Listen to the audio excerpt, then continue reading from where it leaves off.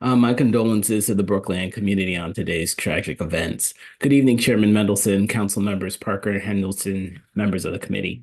I'm Andrew Lee, a musician, arts administrator, and educator, and serve as the founding artistic executive director of DC Strings Workshop. Known as DC Strings, we're a proud member of the DC OST Coalition.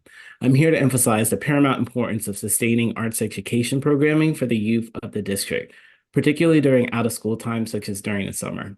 Since 2017, DC Strings has served, hired, and engaged a diverse group of more than 1,200 DC students, hundreds of musicians, artists, conductors, composers, and more, to share our love of music with the broader community and the next generation.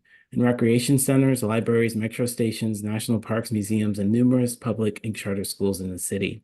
Our workshops and professional development seminars are attended by educators and teaching artists across the region.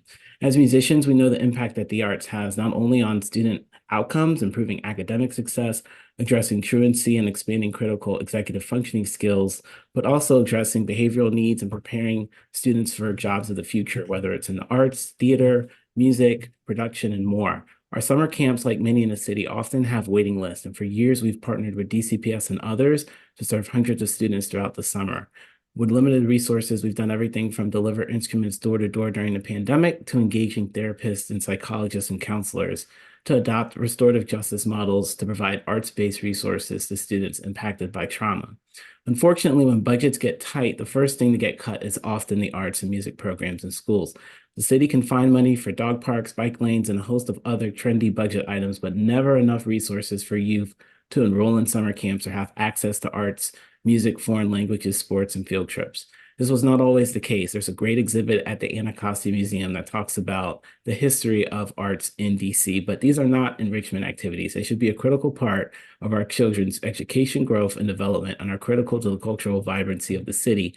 I urge you to support music programs in every public and charter school and right-size the DCPS Music Office, which is the critical lifeline and resource, not only to DCPS, but the broader community. I'd also like to thank Mayor Bowther and her team for the proposed $30.7 million for the OST office in fiscal year 25, including holding the office's grant funding harmless for FY24 through a $6.8 million one-time enhancement.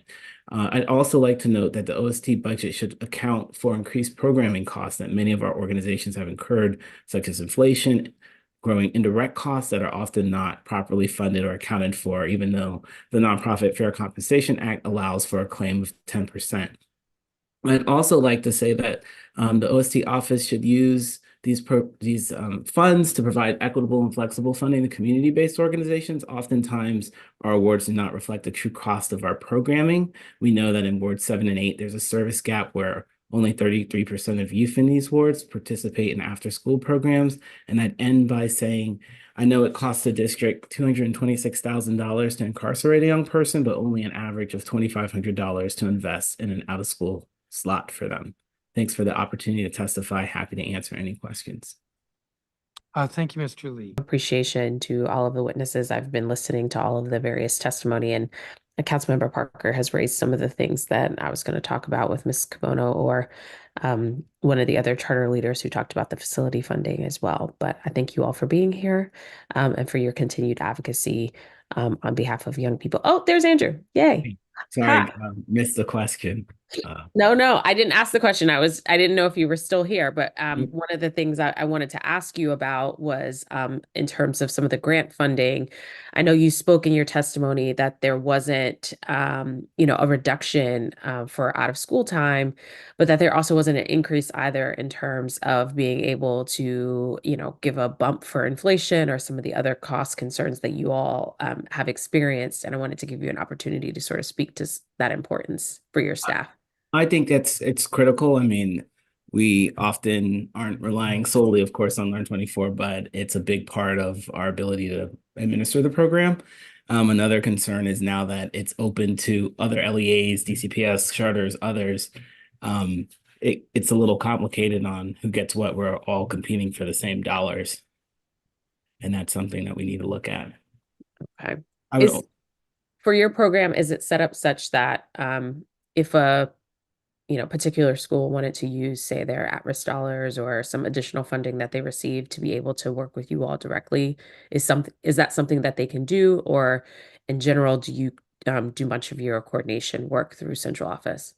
Oh, we do most of our work directly with schools and through private grants and philanthropy and private donors. But we've done a mix of both. I would say for central office, the challenge right now is summer. There's not really any resources for summer camps, and they've told us that. So we have to use outside funding, whether it's Learn 24, foundations, private donors, to be able to administer the programs, and they're not going to be at the same levels as in years past. Okay. Well, thank you again for being here, and thank you to all of the rest of the witnesses. Thank you, Mr. Chairman. Thank you.